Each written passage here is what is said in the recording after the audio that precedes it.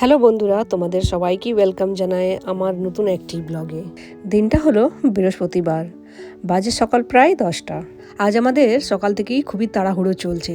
কোনো রকম ব্রেকফাস্ট সেরে বেরিয়ে পড়লাম আমরা আজ আবার 2 বছর পর ইউএসএ ফিরে যাচ্ছি। আমরা আগে ইউএসএতে 9 বছর থেকেছিলাম। 2023-এ ইন্ডিয়া ফিরে আসি আমার হাজব্যান্ডের কাজের সূত্রে। আমরা নর্থ ক্যারোলাইনাতে রালি ডিস্ট্রিক্টেই থাকতাম আর ওখানেই ফিরে যাচ্ছি। চলুন, গাড়িতে অলরেডি জিনিসপত্র লোড করা হয়ে গেছে, এবারে বেরোতে হবে। সকালে একটু বৃষ্টি হয়েছিল, বাট এখন মেঘটা একদমই ক্লিয়ার হয়ে গেছে। রোদ যদিও ওঠেনি, বাট ক্লিয়ার হয়ে গেছে। গত 10 দিন ধরে আমরা মুম্বাইয়ে আছি আমার ননদের বাড়িতে, আর প্রত্যেক দিন বৃষ্টি হয়েছে। মানে একদিনও এরকম যায়নি যে বৃষ্টি হয়নি। এই বৃষ্টির জন্যে আমাদের মুম্বাইটা ঘোরাও হলো না, আর ভেবেছিলাম একবার শিরডি মন্দির যাব, সেটাও যাওয়া হলো না। এয়ারপোর্ট একদমই দূরে নয় আমার ননদের বাড়ি থেকে, অনলি হাফ অ্যান আওয়ার। কিছু বুঝতেই পারলাম না জার্নিটা, একদম কখন যে পৌঁছে গেলাম। এয়ারপোর্ট যাওয়া আমাদের মুশকিল হতো ব্যাঙ্গালোরে।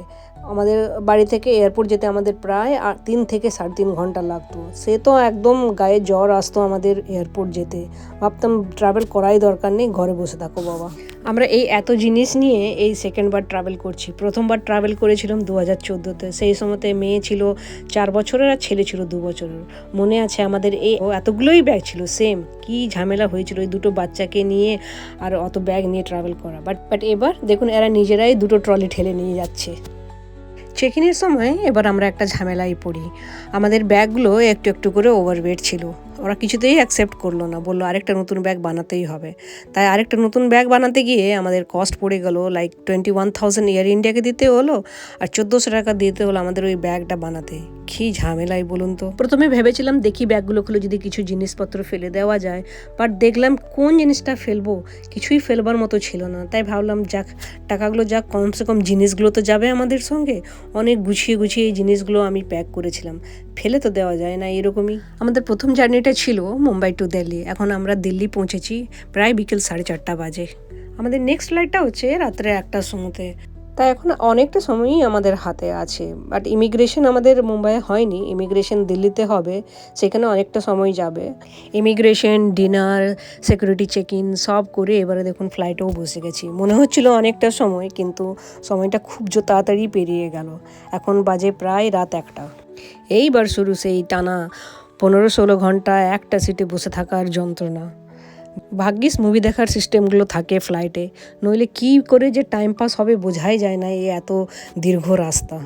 আমরা ডিনার করেই ফ্লাইটে উঠেছিলাম, কারণ আমরা ভেবেছিলাম যে আর তো এত রাত্রের খাবার দেবে না। বাট আমাদের ভুল ছিল, কারণ উঠতেই দেখলাম একটা স্যান্ডউইচ টাইপের কিছু দিয়েছিল। বাট যা হোক, ওটাতে হয়তো পেট ভরতো না যদি ডিনার না করতাম। খেয়ে ভালোই হয়েছিল। অবাক করা একটা সূর্যোদয় দেখলাম এই মাত্র। আর এই দেখুন ব্রেকফাস্টও চলে এসেছে। বাচ্চা দুটো এত অঘরে ঘুমোচ্ছে, দেখেই মনে হলো আর উঠবে না, তাই ওদের ব্রেকফাস্টও নিলাম না, শুধু আমিই খেলাম। আমি কিন্তু দেখেছি ফ্লাইটে যাওয়ার সময়তে, মানে এত লং ডিস্টেন্স যাওয়ার সময়তে কখন কি দিচ্ছে বুঝতে পারাও যায় না। কোনটা লাঞ্চ কোনটা ব্রেকফাস্ট আমি কিছুই বুঝতে পারি না। তাই এবারও বুঝতে পারতাম না যদি না এই একটু আগে এই সানরাইজটা দেখতাম। ভিয়েনাতে স্টপ ওভারের পর আরও 9 ঘন্টা পেরিয়ে গেছে। এবারে আমরা ফাইনালি ওয়াশিংটনে ল্যান্ড করব। ল্যান্ডিংয়ের সময় ভিউটা এত সুন্দর দেখাচ্ছিল, চোখটা জুড়িয়ে গেল। এবার সব টেক অফ ল্যান্ডিং আমরা মোটামুটি দিনের বেলাতেই করেছিলাম। খালি দিল্লি থেকে যেটা আমাদের টেক অফ হয়েছিল সেটা রাতের বেলাতে হয়েছিল। বাকি এভরিথিং ওয়াজ দিনের বেলা। ঠাকুরের কৃপাতে আমরা ভালোভাবেই ল্যান্ড করে গেছি।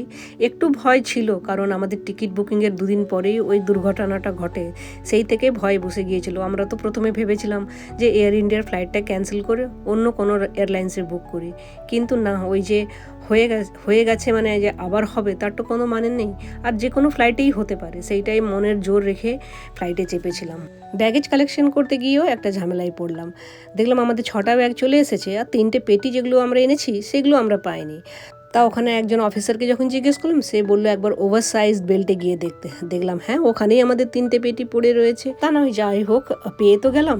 যাই না কেন, এরকম তো আগে কোনো দিন হয়নি। আর ওয়েট আর ডাইমেনশন সব ঠিকই ছিল, কি যেন কীভাবে হলো।